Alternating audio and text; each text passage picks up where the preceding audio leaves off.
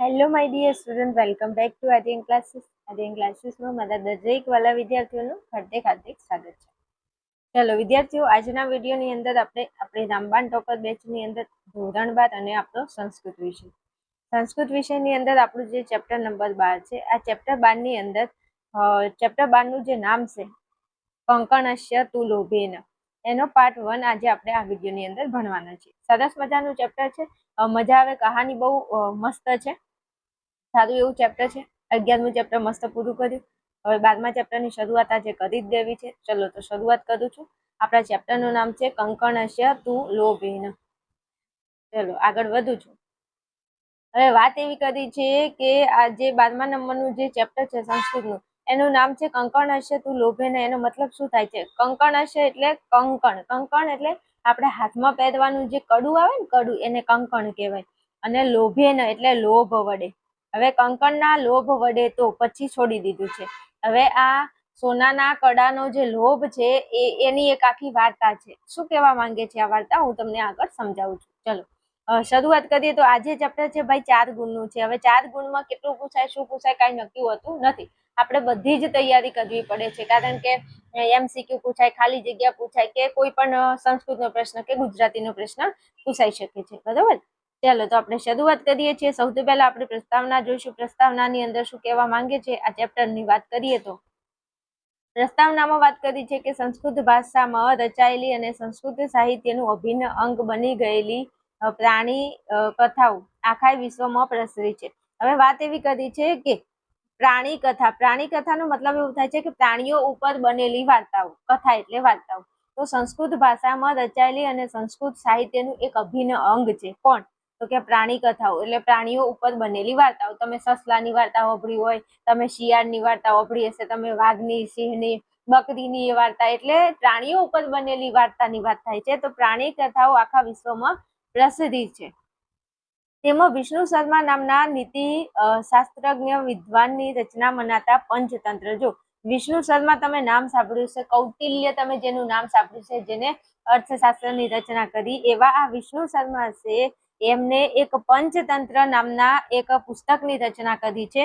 અને નારાયણ ભટ્ટ નામના નીતિશાસ્ત્રી વિદ્વાનની રચના મનાતા હિતોપદેશ નામના 2 ગ્રંથોમાંથી સંગ્રહિત પ્રાણી કથાઓ સવિશેષ છે. હવે સાંભળજો. એમ કહે છે કે વિષ્ણુ શર્માએ લખેલી પંચતંત્ર અને નારાયણ ભટ્ટે લખેલી હિતોપદેશ.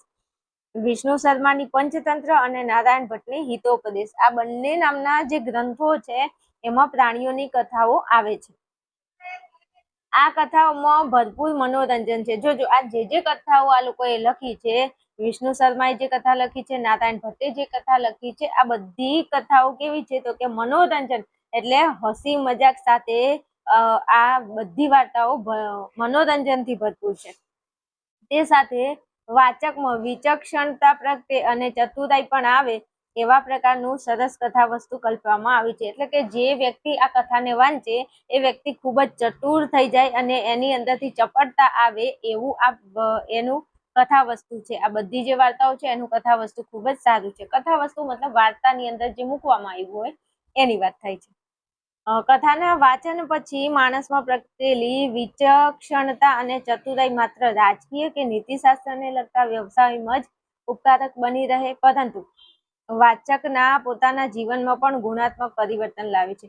એમ કે છે કે આ જે વાર્તા છે એ વાર્તાઓથી મનુષ્યની અંદર ચતુરાઈ તો આવશે જ તે, પણ એ માત્ર એના વ્યવસાયમાં જ નહીં પણ એના જીવનની અંદર પણ સારું એવું ગુણાત્મક પરિવર્તન લાવે છે. હવે આગળ વાત કરીએ તો એવા પ્રકારનું લક્ષ્ય પણ આ કથાકારોએ રાખ્યું છે. એટલે કે આ કથાની અંદર જે પણ વાંચનાર વ્યક્તિ છે અથવા સાંભળનાર વ્યક્તિ છે એ આ કથાઓની અંદર ઘણું બધું શીખી શકે છે અને પોતાના જીવનની અંદર આ વસ્તુને ઉતારી શકે છે. ચલો તો વાર્તાનું જે કથા વસ્તુ છે અને એનું જે સારાંશ છે આખી વાર્તાનો, એ આપણે અહીંયા જોઈ લઈએ છીએ કે આ કથા, આ વાર્તા શું કહેવા માંગે છે. તો હિતોપદેશ પ્રસ્તુત પાઠનો સ્ત્રોત છે. મતલબ કે હિતોપદેશ એ પ્રસ્તુત પાઠનો સ્ત્રોત છે. આ જે પાઠ લીધો છે આ કંકણસ્ય લોભેન વાળો, તો આ જે પાઠ છે ક્યાંથી લેવામાં આવ્યો છે? તો કે હિતોપદેશ નામનો જે ગ્રંથ છે વિષ્ણુ શર્માએ લખ્યો છે એમાંથી આપણો આ પાઠ લેવામાં આવ્યો છે. એટલે તમે એક વસ્તુ ક્લિયર એન્ડ કટ કરી દો કે આજે આપણો પાઠ હાલ આપણે ભણી રહ્યા છીએ. આ પાઠનો સ્ત્રોત એટલે ક્યાંથી લેવામાં આવ્યો છે? તો હિતોપદેશ નામના ગ્રંથમાંથી આપણો આ પાઠ લેવામાં આવ્યો છે. નીતિશાસ્ત્રના આ અમર ગ્રંથના પ્રારંભમાં આવતી પ્રથમ કથા કે જે લુબ્ધ પથિક કથાના શીર્ષકથી જાણીતી બનેલી છે, તેને અહીં સંપાદિત કરીને મૂકવામાં આવી છે. એમ કહે છે કે આ નીતિશાસ્ત્રનો જે અમર ગ્રંથ છે એના પ્રારંભ એટલે શરૂઆતમાં આવતી આ પ્રથમ કથા જે છે એ બુદ્ધિ લુબ્ધ પ્રતિક કથાના શીર્ષકથી જાણીતી બનેલી છે અને તેને અહીં સંપાદિત કરીને મૂકવામાં આવી છે. શું કે છે હવે સ્ટોરી ઉપર ફટાફટ આપણે આગળ વધીએ. સૌથી પહેલા તો જોઈએ ચલો. એક વૃદ્ધ વાઘ શિકારીને પોતાની જાળમાં ફસાવવા માટે ત્યાગી અને દાતાનું રૂપ ધારણ કરે છે. તો અહીંથી આપણી વાર્તાની શરૂઆત થાય છે. આજે આપણે ચેપ્ટર ભણવાના છીએ. એ ચેપ્ટરની અંદર શું આપેલું છે, શું કહેવા માંગે છે આ આખું ચેપ્ટર? તો ચેપ્ટર એવું કહેવા માંગે છે કે એક વાઘ છે, પણ કેવો? વૃદ્ધ વાઘ એટલે ઘરડો વાઘ. કેવો વાઘ? ઘરડો વાઘ છે. અને આ વૃદ્ધ વાઘ એ શિકારીને, એક શિકારી છે, શિકારી એટલે એક વ્યક્તિ છે, એક મુસાફર છે, એ જંગલમાં રસ્તેથી જતો હતો અને આ વાઘ હતો એ ઘરડો હતો. એટલે વાઘને એવું થયું કે મારી જોડે ખાવા માટે કઈ છે નહીં, તો આ મુસાફરને હું ફસાવું. એટલે આ શિકાર એ જે વ્યક્તિ હોય છે એને પોતાની જાળમાં ફસાવવા માટે આ જે વાઘ છે એ ત્યાગી અને દાતાનું રૂપ ધારણ કરે છે. મતલબ કોઈ વસ્તુનો ત્યાગ કરવાનો અને દાન કરવાનું રૂપ ધારણ કરે છે. પોતાની પાસે રહેલા સોનાના કંકણને લેવા માટે કોઈ તો આવો એમ કહે છે. શું કહે છે? એ મારી જોડે સોનાનું કંકણ છે, અહીંયા આવો અને લઈ જાઓ. આવું વાઘ બૂમો પાડે છે જોર જોરથી. એવી ટહેલ નાખનાર, ટહેલ એટલે ટહુકો. શું? ટહુકો કે હું ટહુકો, કોઈને આપણે ટહુકો નહીં કરતા, હા એને ટહેલ કહે. તો ટહેલ નાખનાર આ વાઘ પોતાની લોભામણી વાતોમાં નિર્દોષને ફસાવીને શિકાર કરવાની કેવના ધરાવે છે. જો એમ કે છે કે આ વાઘ છે ને ઈ પેલા માણસને ફસાવવા માટે નિર્દોષ માણસને ફસાવીને એનો શિકાર કરી અને ખાઈ જવાની વૃત્તિથી તે આવા ઊંચા અવાજે ટહુકા કરે છે કે મારી હાથમાં સોનાનું કંકણ છે, મારે આપી દેવાનું છે, આઈને લઈ જાઓ, એવું તે કહે છે. ચાલો પછી આગળ વાત કરીએ તો કે છે છેવટે વાઘની લોભામણી વાતોમાં એક લોભી મુસાફર ફસાય છે. લે આ વાઘે આવી વાતો કરી એટલે એક વટે માર્ગુ એટલે રસ્તા ઉપર જતો માણસ એ વાઘની વાતોમાં ફસાઈ જાય છે અને છેવટે વાઘ એને મારી નાખે છે. એટલે વ્યક્તિ મરણને શરણે થાય છે. એ જે વ્યક્તિ છે એ શેના? મરણ એટલે મરી જાય છે, મારી નાખે છે વાઘ એને. કારણ કે એને એવું લાગ્યું કે વાઘ સાચું બોલે છે, લાય સોનાનું કંકણ લઈ આવું. અને સોનાના લોભમાં વાઘ એને મારી નાખે છે. ચાલો પછી વાઘે આખી જિંદગી પશુઓનો શિકાર કરીને પસાર કરી છે. હવે વાઘ છે, વાઘનું કામ શું ભાઈ? આખી જિંદગી એ પશુ પક્ષીઓનો, પક્ષીનો તો નહીં પણ પશુઓનો તો શિકાર એ કરે છે. હવે વૃદ્ધાવસ્થામાં શિકાર કરવાની તાકાત રહી નથી. હવે ઘરડો થઈ ગયો. હવે ઘરડો થઈ ગયો હોય એટલે એ શિકાર ના કરી શકે. હવે શિકાર કરવાની એની તાકાત રહી નથી. તેથી તે કંકણનો લોભ આપીને શિકાર કરવાનું વિચારે છે. હવે એ પોતે કોઈની જોડે જઈ શકતો નથી શિકાર કરવા માટે, એટલે શિકારને ખુદ એની જોડે બોલાવે છે એક લોભ આપીને.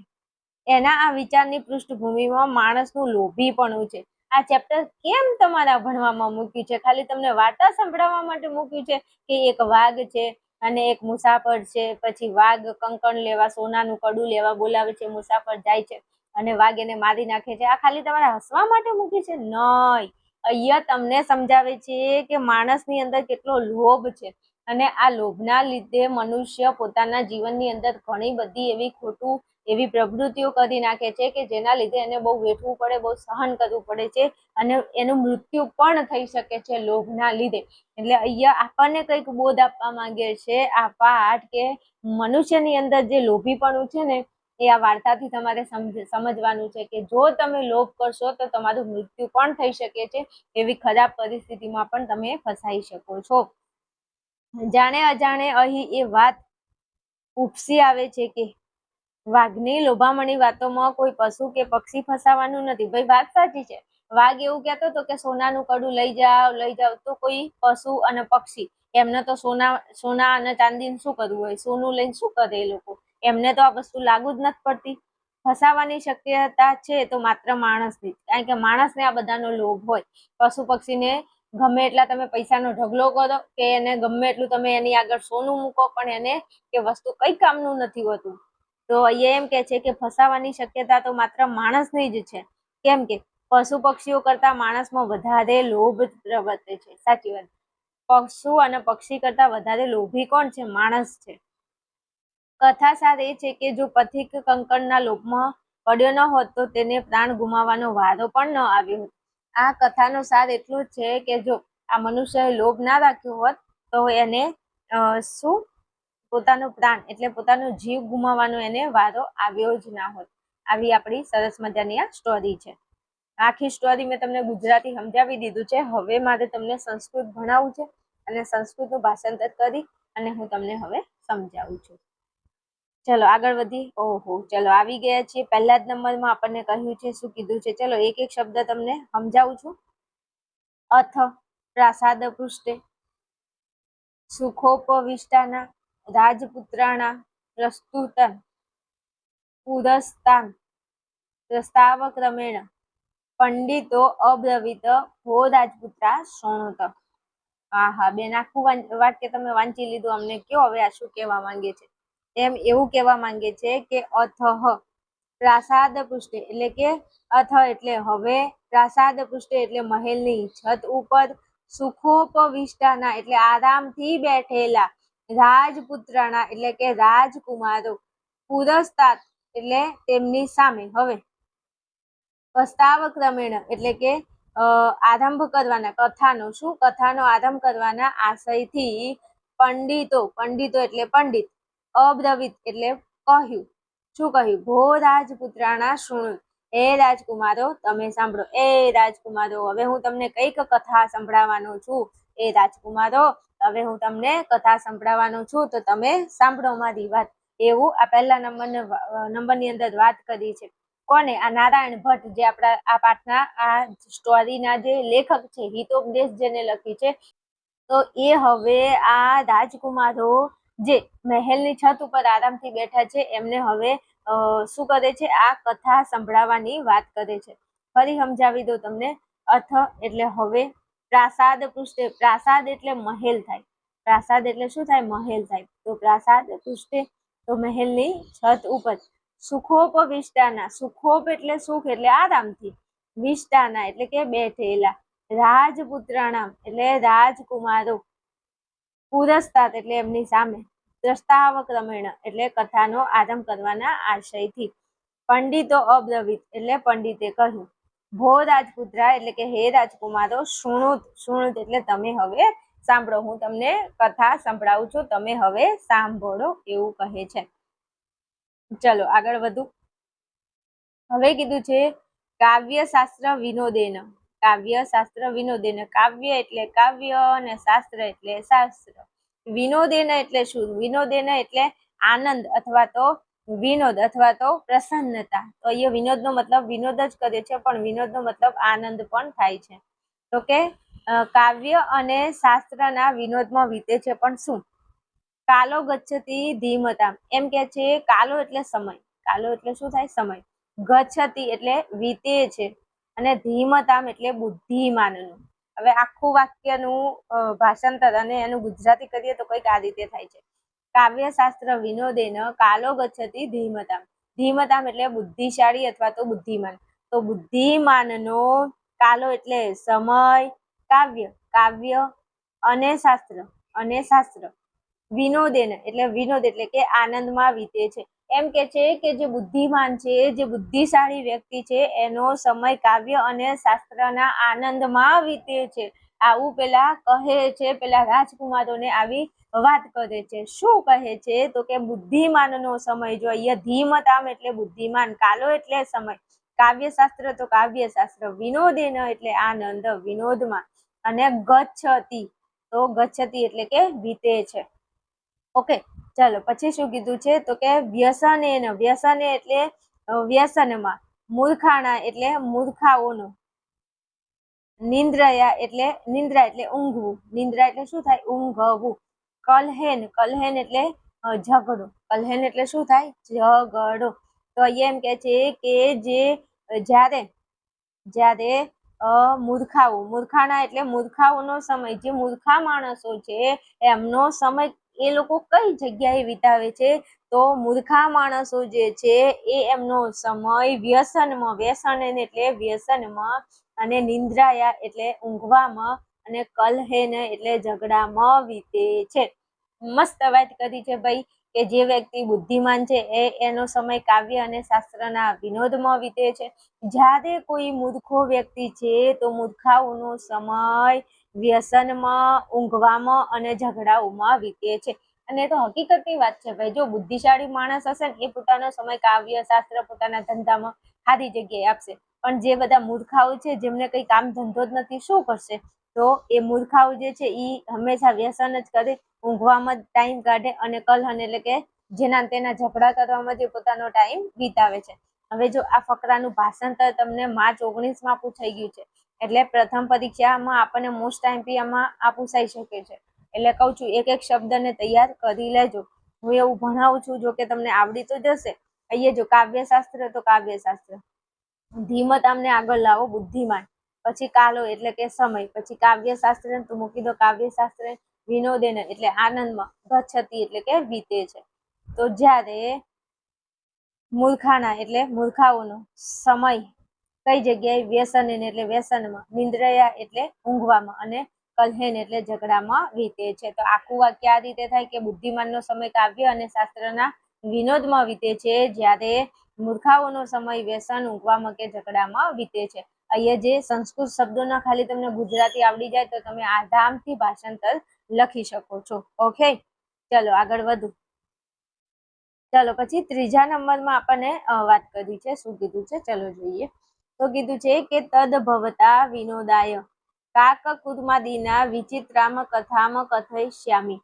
હવે એમ કીધું છે કે તદભવતા એટલે કે તેથી, વિનોદાય, વિનોદાય એટલે મનોરંજન, હમણાં આવી ગયું ને વિનોદાય એટલે આનંદ કે મનોરંજન. પછી કીધું છે કાક કુર્માદિના, શું? કાક કુર્માદિના. હવે કાક એટલે કાગડા અને કુર્માદિના એટલે શું કીધું છે તો કે કાચબા વગેરેની વિચિત્રા, શું? વિચિત્રા એટલે કે અદ્ભુત, વિચિત્રા એટલે શું થશે? અદ્ભુત અથવા તો અસાધારણ પણ કહી શકીએ. અહીંયા અદ્ભુત આપેલું છે તો આપણે અદ્ભુત જ રાખીશું. પછી અહીંયા કીધું છે કથામ, કથામ એટલે વાર્તા, કથામ એટલે શું થશે? વાર્તા. પછી અહીંયા કીધું છે કથિષ્યામિ, તો કથશ્યામીમાં એનું ગુજરાતી થશે હું કહીશ. આ જે વાર્તા કહે છે એ વ્યક્તિ બોલે છે ને એવું કહે છે કે તદભવતા, તો તેથી આપના એટલે કે રાજકુમારોને કહે છે ને કે તમારા મનોરંજન માટે, તો કે તેથી આપના વિનોદાય એટલે મનોરંજન માટે, કાક એટલે કાગડા, કુર્માદિના એટલે કાચબા વગેરેની, વિચિત્રામ એટલે કે અદ્ભુત, કથામ એટલે કે વાર્તા, કથશ્યામી એટલે કે હું હવે કહીશ. એમ કે છે કે તમારા મનોરંજન માટે હવે કાચબા કાગડાની વાર્તા હું તમને કહીશ. કથશ્યામી, અહીંયા કીધું છે કથશ્યામી એટલે હું કહીશ, કથામ એટલે વાર્તા, વિચિત્રા એટલે અદ્ભુત, કાક કુર્માદિના એટલે કાગડા અને કાચબા. ઓકે, પહેલી લીટી નું ગુજરાતી તમને યાદ રહી જશે, એકદમ ઈઝી છે. જો તદભવતા એટલે તેથી આપના, વિનોદાય એટલે મનોરંજન, કાક કુર્માદિના એટલે કાગડા કાચબાના, વિચિત્રામ એટલે કે અદ્ભુત, કથામ એટલે કે વાર્તા, અને કથિષ્યામી એટલે હું કહીશ. હવે તમારા મનોરંજન માટે કાગડા કાચબાની અદ્ભુત વાતો હું તમને કહીશ, એવું એ બોલે છે અને રાજકુમારોને કહે છે. ચલો પછી રાજપુત્રે ઉક્તામ આર્ય કથયતું. જો હવે આ જે રાજપુત્રો છે કઈ ગયા? અહીંયા કીધું છે રાજપુત્રે એટલે રાજપુત્રો, ઉક્તમ, ઉક્તમ એટલે બોલ્યા. હવે રાજપુત્રો બોલ્યા, શું કે છે? હે શ્રીમાન કહો. આર્ય કથયતું, આર્ય એટલે શ્રીમાન અને કથયતું એટલે કહો. શું કહે છે? હે શ્રીમાન હવે તમે કહો. આર્યનો મતલબ થશે શ્રીમાન અને કથયત, કથયત એટલે કહો, કથયત એટલે શું થાય? કહો. આવું કીધું રાજકુમારે. કોને કીધું? પેલા પંડિતને, સામે બેઠા છે નારાયણ, એમને કીધું. ચલો હવે પંડિત ઉવાચ, પંડિત ઉવાચ એટલે પંડિતે કહ્યું, ઉવાચ નો મતલબ થાય કહેવું, પંડિત એટલે પંડિત, ઉવાચ એટલે કહેવું. શૃણુત યુયુમ, ઓહો યુયમ, એમ કે છે શૃણુત યુયમ શુણુત એટલે તમે બધા સાંભળો. શુણત નો મતલબ શું થાય? શુણુત એટલે કે તમે બધા સાંભળો. યુત એટલે આ યુયમ એટલે રાજકુમારોને કે છે ભાઈ. હો ચલો હવે શું કે છે? તો એમ કે છે કે સંપ્રતિ મિત્ર લાભ પ્રસ્તુયતે. સંપ્રતિ મિત્ર લાભ પ્રસ્તુયતે. અત્યારે મિત્ર લાભ એટલે મિત્ર લાભનું પ્રકરણ પ્રસ્તુયતે એટલે રજૂ કરું છું. સાંભળજો. આજે હિતોપદેશ છે, હિતોપદેશની અંદર મિત્ર લાભ કરી અને જે ભાગ આપેલો છે તો કે એનું એકાદું પ્રકરણ હવે હું તમારે આ મિત્ર લાભ એ એક શીર્ષક છે અને મિત્ર લાભની અંદર અમને બીજી બધી વાર્તાઓ મૂકેલી છે. તો કે મિત્ર લાભ હું તમને હવે કહું છું. મિત્ર લાભ એમને જે આ હિતોપદેશ નામનો ગ્રંથ લખ્યો છે એની અંદર અલગ અલગ ભાગ છે. એમાં એક ભાગ છે જેનું નામ છે મિત્ર લાભ. તો કે હવે હું તમને મિત્ર લાભની વાર્તા કહું છું. ખબર પડે છે? આ જે પંડિત છે એવું કહે છે, પંડિત ઉવાચ શુણુત યુયમ એટલે કે રાજકુમારો સાંભળો. હવે સંપ્રતિ એટલે કે અત્યારે, મિત્ર લાભ એટલે કે મિત્ર લાભનું પ્રકરણ પ્રસ્તુયતે એટલે રજૂ કરું છું. અને મિત્ર લાભની અંદર તત્ર ઇયમ પ્રથમા કથા એટલે કે તેમાં આ પ્રથમ વાર્તા છે. મિત્ર લાભ કરી અને જો હિતોપદેશ નામનું શું છે? ગ્રંથ છે. હિતોપદેશ. આ હિતોપદેશ નામનો ગ્રંથ છે. એમાં મિત્ર લાભ કરી અને એક ભાગ આપેલો છે. અને મિત્ર લાભની પ્રથમ વાર્તા હવે આ પંડિત આ રાજકુમારોને કહે છે. એટલે શું કે છે અહીંયા કે તમે હવે સાંભળો. હું તમને હિતોપદેશની અંદર આવતો એક ભાગ જેનું નામ છે મિત્ર લાભ અને મિત્ર લાભની આ પ્રથમ વાર્તા તમને હવે કહેવા જઉં છું. પ્રથમ વાર્તા તમને હવે કહીશ. ચાલો આખો ફકરો ફરીથી સમજાવી દઉં છું. સાંભળજો. તદ ભવતામ એટલે તેથી આપના, વિનોદાય એટલે મનોરંજન, કાક કુર્માદિના એટલે કાગડા કાચબા, વિચિત્રા એટલે અદ્ભુત, કથામ એટલે વાર્તા, કથશ્યામી તો હું કહીશ, રાજપુત્રે ઉક્તામ આર્ય કથયતુ રાજપુત્રો બોલ્યા હે શ્રીમાન કહો, પંડિત ઉવાચ એટલે પંડિતે કહ્યું, શુણુત યુયમ એટલે તમે બધા સાંભળો, સંપ્રતિ મિત્ર લાભે પ્રસ્તુયતે એટલે અત્યારે મિત્ર લાભનું પ્રકરણ હું રજૂ કરું છું. તત્ર ઇયમ પ્રથમા કથા તેમાં આ પ્રથમ વાર્તા છે કે હવે તમને હું મિત્ર લાભની પ્રથમ વાર્તા કહેવા જઈ રહ્યો છું. ઓકે, હવે આ પ્રથમ વાર્તા જે કહેવા જઈ રહ્યા છે એ પ્રથમ વાર્તા હવે અહીંથી શરૂઆત થાય છે. ચલો ટોપિકમાં આગળ વધીએ એ પહેલા મારા દરેક વાલા વિદ્યાર્થીઓ જે ધોરણ 12 આર્ટ્સમાં અભ્યાસ કરી રહ્યા છે અને તેઓ ઘરે બેઠા સૌથી શ્રેષ્ઠ અને સારું અને બેસ્ટ પરિણામ લાવવા માંગે છે તો તમારા માટે વિદ્યાર્થીઓ આર્યન ક્લાસીસ એપ્લિકેશન લઈને આવી ગયું છે રામબાણ ટોપર બેચ 2027 અને આ જે આપણી બેચ છે એ સ્પેશિયલ ફોર ધોરણ 12 આર્ટ્સના વિદ્યાર્થીઓ માટે છે. ધોરણ 12 આર્ટ્સના ટોટલ 8 સબ્જેક્ટની આપણે વાત કરીએ તો ધોરણ 12 આર્ટ્સના અભ્યાસમાં આવતા 8 વિષય એવા તત્વજ્ઞાન, મનોવિજ્ઞાન, સમાજશાસ્ત્ર, ભૂગોળ, ગુજરાતી, હિન્દી, ઇંગ્લિશ અને સંસ્કૃત. આ 8 વિષય તમને એક જ પ્લેટફોર્મ એટલે કે આર્યન ક્લાસીસ એપ્લિકેશનની અંદર મળી જવાના છે. હા, તમે સાચું સાંભળી રહ્યા છો અને આ 8 વિષય છે એમાંથી તત્વજ્ઞાન, મનોવિજ્ઞાન, સમાજ અને ભૂગોળ આ 4 વિષય તમને ડેલી લાઈવ સેશનમાં ભણાવવામાં આવશે અને બાકીના આ જે 3 સબ્જેક્ટ છે એ રેકોર્ડેડ વિડીયોમાં તમને મળી જશે અને ગુજરાતી છે એ તમને દર રવિવારે લાઈવ સેશનમાં આર્યન ક્લાસીસ એપ્લિકેશનમાંથી મળી જવાનું છે. લાઈવ સેશનમાં ભણવાની મજા જ કંઈક અલગ છે. તો તમારે જો ઘરે બેઠા લાઈવ સેશનની અંદર આ દરેક વિષયોને ભણવા છે તો તમે આપણા એપ્લિકેશનને ફટાફટ ડાઉનલોડ કરી લો અને રજીસ્ટર કરી લો અને પેમેન્ટ કરીને ભણવાનું ચાલુ કરી દો. હવે આ જે 8 વિષય છે એની 1 વર્ષની ફી નોર્મલ માત્ર 4,999 રૂપિયા છે. 4,999 રૂપિયામાં તમને 8 સબ્જેક્ટ મળી જાય છે એ પણ લાઈવ સેશનમાં અને ઘરે બેઠા તમે સારી રીતે તૈયારી કરી શકો છો. તો રાહ કોની જો છો, ફટાફટ તમે આ વિડીયોના નીચે ડિસ્ક્રિપ્શનમાં હું તમને આર્યન ક્લાસીસના એપ્લિકેશનની લિંક આપું છું. ફટાફટ તમે આપણું એપ્લિકેશનને ડાઉનલોડ કરી લો, રજીસ્ટર કરી લો અને ભણવાનું ચાલુ કરી દો. તેમ છતાં તમને કોઈ પ્રોબ્લેમ છે, કોઈ ક્વેરી છે, કોઈ નથી ખબર પડતી તો તમારે મને અહીંયા તમને જે નંબર આપેલો છે આ નંબર ઉપર મને ફોન મેસેજ કરી અને વધારે માહિતી તમે આ કોર્સને લગતી મેળવી શકો છો. ચાલો ટોપિકમાં પાછા આવી જઈએ છીએ, શરૂઆત કરીએ છીએ. સ્ટોરીની શરૂઆત થાય છે જે પેલા નારાયણ ભટ્ટ જે છે એ આ રાજકુમારોને જે વાર્તા સંભળાવે છે એમને પહેલા કીધું કે મહેલની છત પર આરામથી બેઠેલા રાજકુમારો સામે તેઓ વાર્તા હવે સંભળાવે છે. હવે કહે છે કે ચલો હવે હું તમને મિત્ર લાભમાંની પ્રથમ વાર્તા હવે સંભળાવું છું. તો પ્રથમ વાર્તા કઈ છે? તો હવે ચાલુ થાય છે વાર્તા. તેઓ કહે છે કંકણસ્ય તું લોભે ન મગ્ન, કંકણસ્ય તું લોભે ન મગ્ને પંકે સુદુસ્તરે. હવે કંકણસ્ય નો મતલબ એવું થાય છે કે કંકણ, લોભેન એટલે લોભથી, મગ્ન, મગ્ન એટલે શું? તો મગ્ન એટલે ડૂબેલો, મગ્ન એટલે શું થશે? ડૂબેલો. પણ ક્યાં ડૂબેલો છે? તો કે પંકે, પંકે એટલે કાદવ, પંકે એટલે શું થશે? કાદવ. તો કે મગ્ન એટલે ડૂબેલો, પંકે એટલે કાદવ, તો કે કાદવમાં ડૂબેલો. અને સુદુસ્તરે, સુદુસ્તરે નો મતલબ એવો થાય કે મુશ્કેલીથી બહાર આવી શકાય.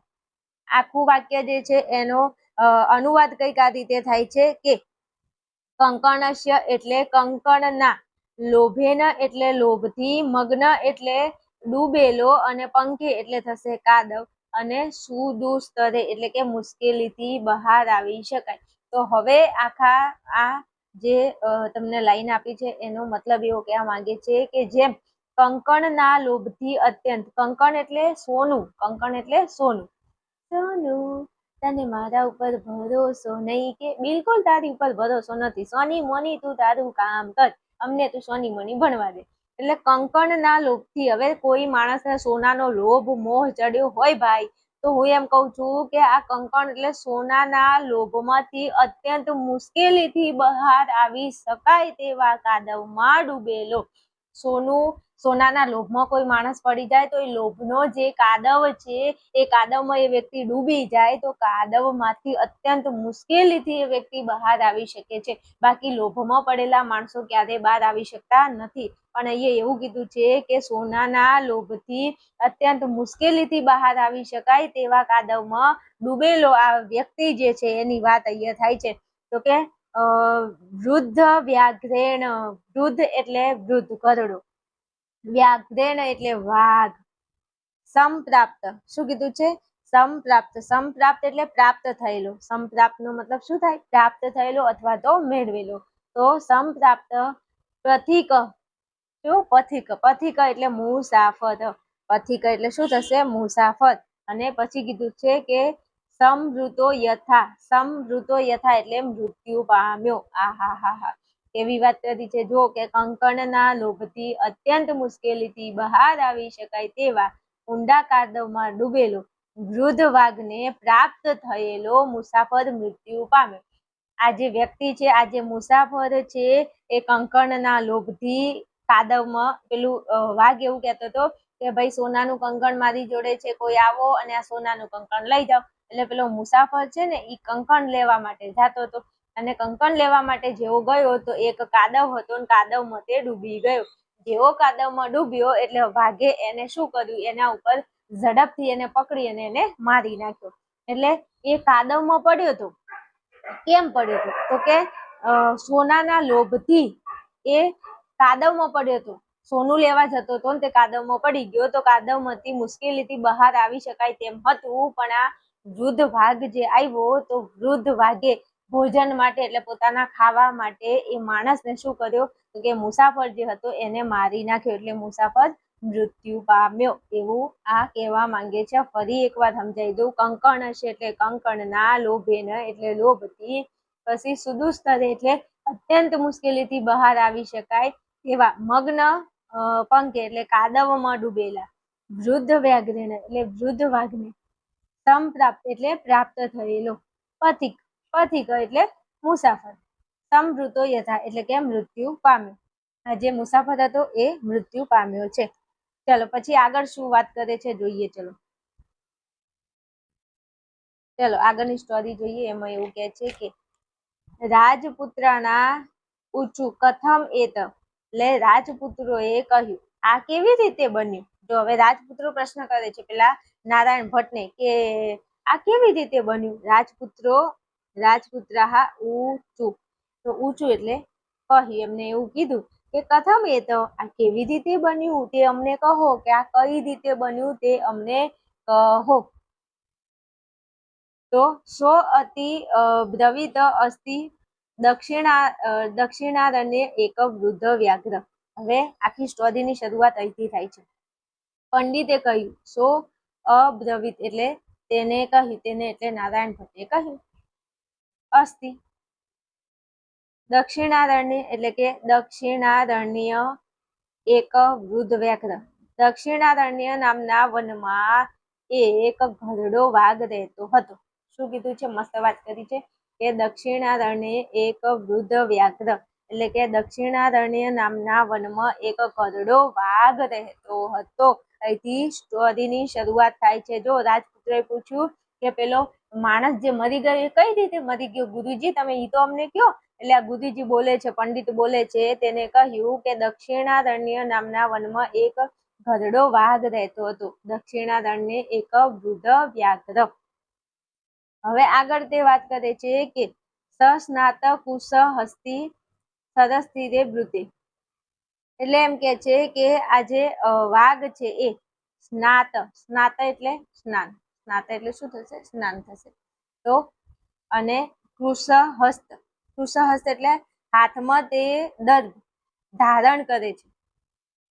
સરસ તીરે બ્રુતે, સરસ તીરે બ્રુતે એટલે સરોવરના કિનારે.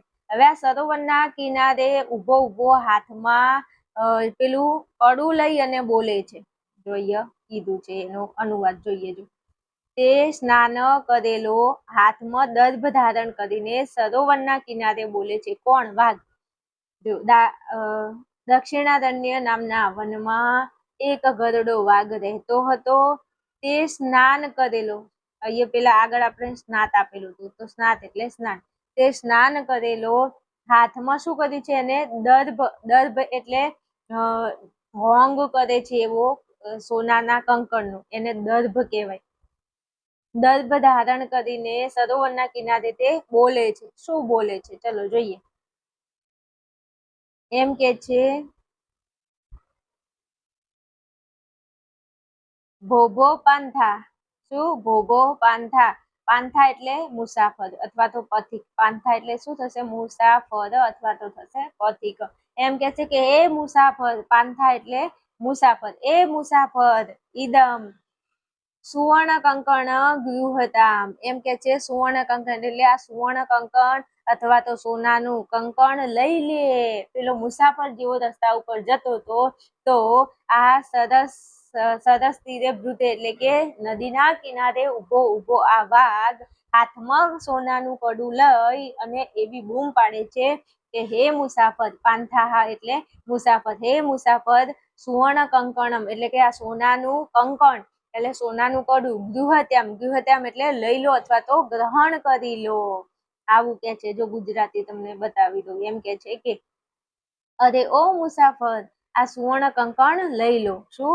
અરે ઓ મુસાફર, આ સુવર્ણ કંકણ લઈ લો. હવે આપણને કોઈક એમ કે લ્યો લ્યો ભાઈ સોનાનું કડું લ્યો, તો આપણે આપણી અંદર લોભ જાગે કે નહીં? તો કે જાગે.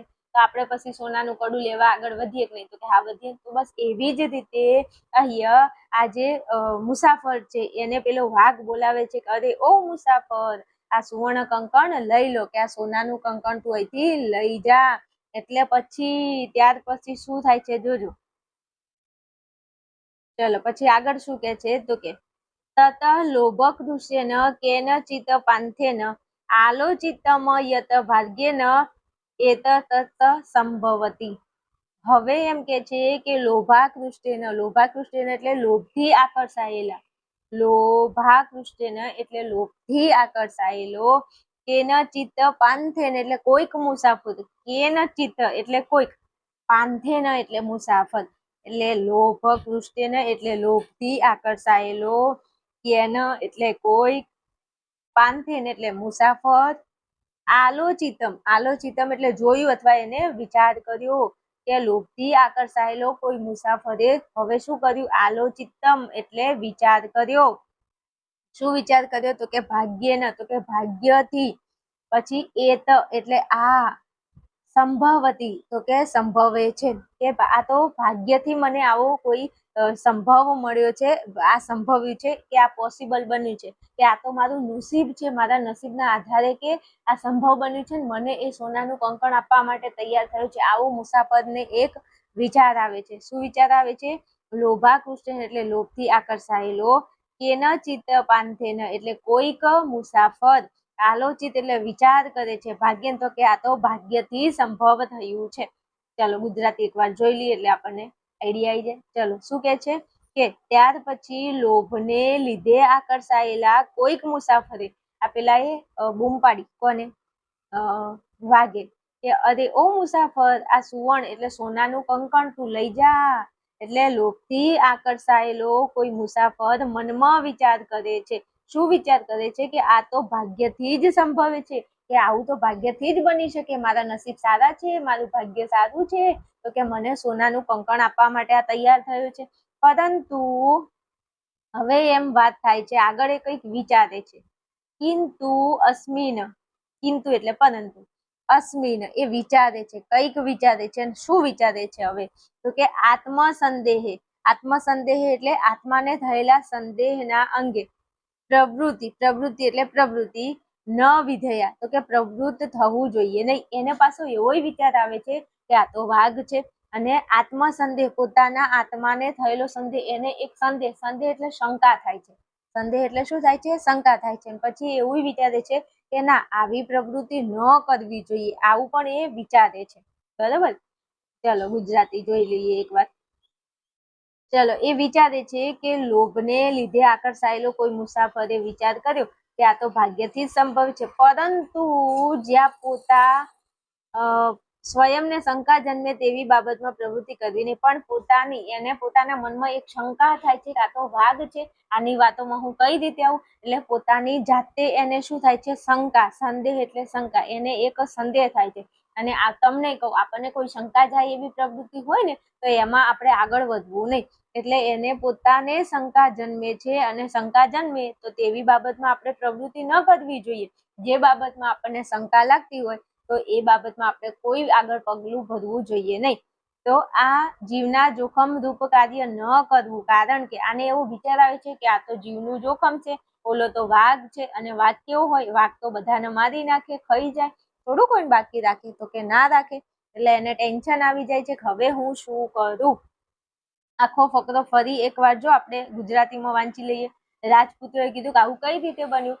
તો પેલા નારાયણ ભટ્ટ હવે જવાબ આપે છે રાજપુત્રોને કે તેને દક્ષિણારણ્ય નામના વનમાં એક ઘરડો વાઘ રહેતો હતો. તે સ્નાન કરેલો હતો અને હાથમાં દર્ભ ધારણ કરીને સરોવરના કિનારે બોલે છે, અરે ઓ મુસાફર, સુવર્ણ કંકણ લઈ લો, સોનાનું કંકણ લઈ લો. ત્યાર પછી લોભને લીધે આકર્ષાયેલો કોઈ મુસાફર વિચાર કરે છે કે આ તો ભાગ્યથી જ સંભવે છે, પરંતુ તેને પોતાને શંકા જાય એવી બાબતમાં એને પ્રવૃત્તિ ન કરવી જોઈએ, આવું પણ તે થોડી વાર વિચાર કરે છે. ફરી તમે અહીંયા ફકરો એકવાર જોઈ લો.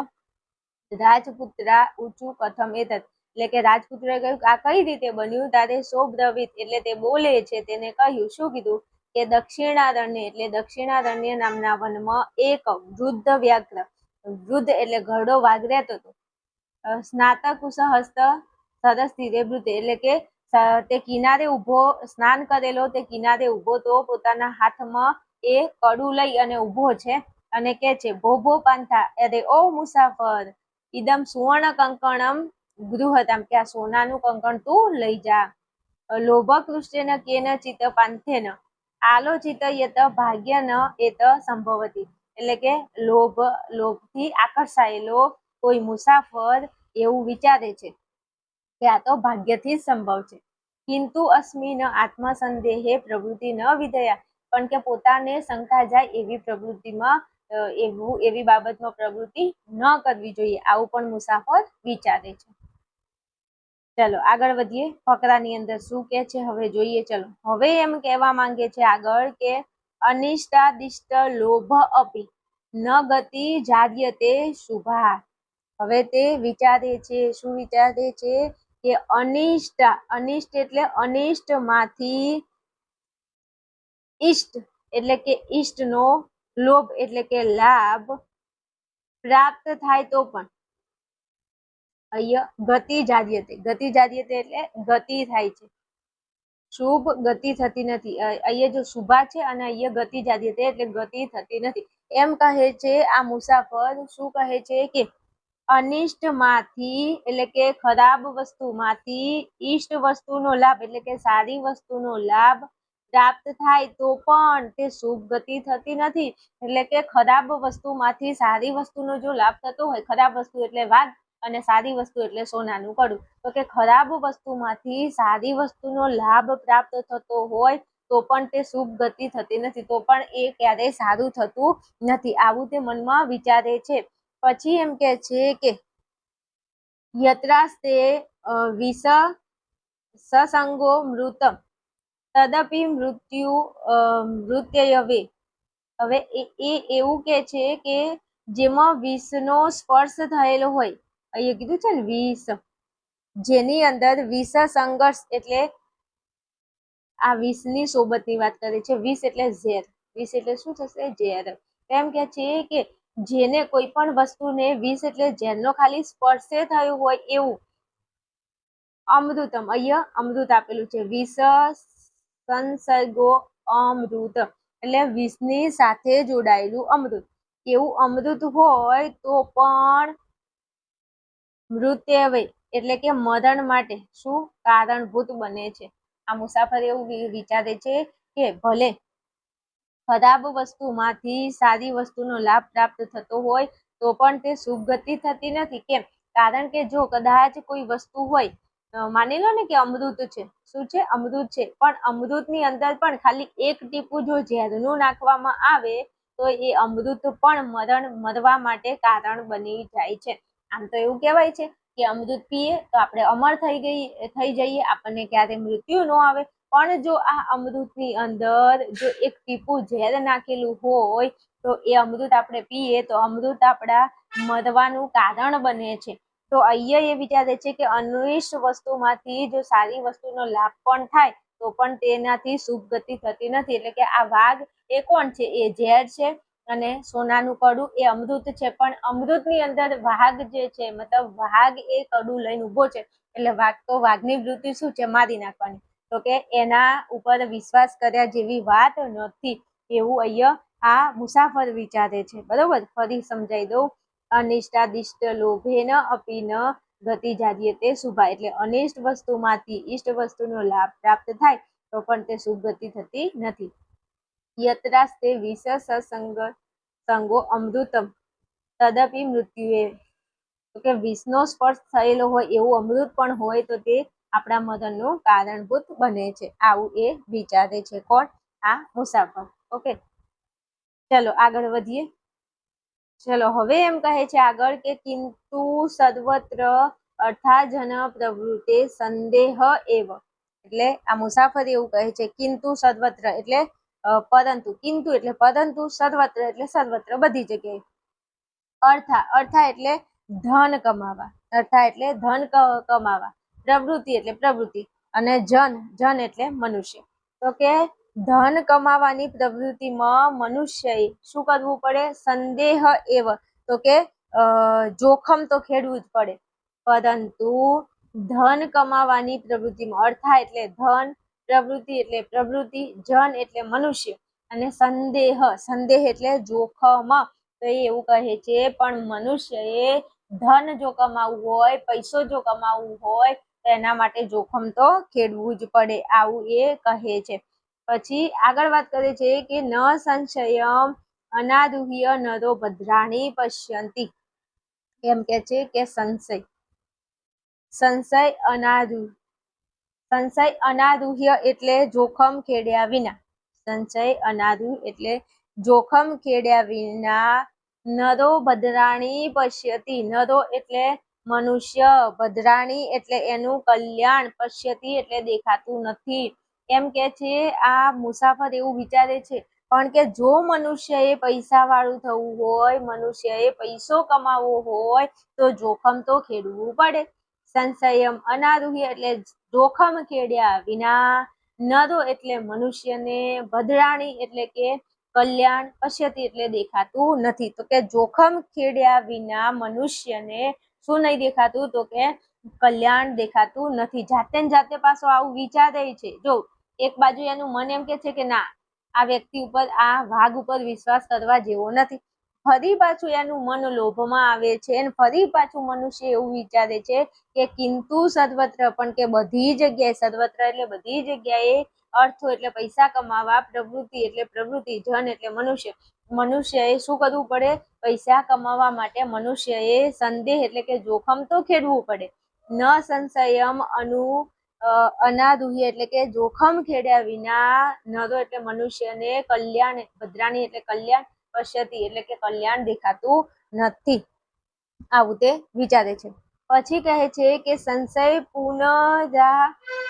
પુનરાદુહ્ય એટલે કે સંશય પુનરા એટલે જોખમ ખેડીને. જો અહીંયા સંશમ નો મતલબ સંશયમ એટલે જોખમ થતું તો હવે એવું વિચારે છે કે જોખમ ખેડીને યદિ જીવિત પશ્યતિ, જોખમ ખેડીને જો જીવતો રહું તો, આવું એ મનમાં વિચારે છે કે યદિ જીવતી પશ્યતિ એટલે કે જોખમ ખેડીને હું જીવતો રહું તો, આવું મનમાં વિચારે છે.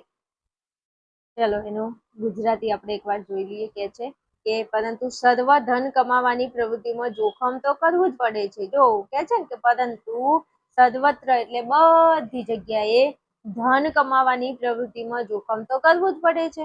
અને તેમજ કહ્યું છે કે શું? જોખમ ખેડ્યા વિના મનુષ્યને કલ્યાણ દેખાતું નથી. રિસ્ક હે તો ઇશ્ક હે. કોઈ પણ કામ ધંધો કરતા હોય તો એમાં રિસ્ક તો રહેવાનું. તો કહે છે કે જોખમ ખેડ્યા વિના મનુષ્યને કલ્યાણ દેખાતું નથી, પરંતુ જોખમ ખેડીને સાહસ કરીને જો જીવતો રહે તો કલ્યાણ જુએ છે. એમ કે છે કે મનુષ્ય જો જોખમ ખેડ્યા વિના મનુષ્યને કલ્યાણ તો દેખાવાનું જ નથી, પરંતુ જો તે જોખમ ખેડીને અથવા સાહસ કરી નાખે તો સાહસ કરીને તે જીવતો રહે તો શું જોવે? કલ્યાણ જોઈ શકે છે. સાહસ કરીને તે જો જીવતો રહે, જોખમ ખેડવાનું તે સાહસ કરે અને જો સાહસ કરી નાખે અને જો એ જીવતો રહી જાય તો એ ક્યારેક તો કલ્યાણને જોઈ શકે છે. આવું એ મુસાફર પોતાની જાતે વિચારો કરે છે. અને હવે આગળ વધીએ તો શું કે છે? આ ફકરો બહુ લોંગ છે એટલે આ વિડીયોને અહીંયા રાખું છું. તમે નેક્સ્ટ વિડીયોમાં આવો એટલે પછી આપણે આ સરસ મજાના ફકરાનું એક વાક્યનું આપણે ગુજરાતી કરી અને સમજીએ છીએ. ઓકે, ચલો વિડીયોને અહીં રાખું. નેક્સ્ટ વિડીયોમાં આવો ફરી પાછા, ફટાફટ આપણે મળીએ છીએ.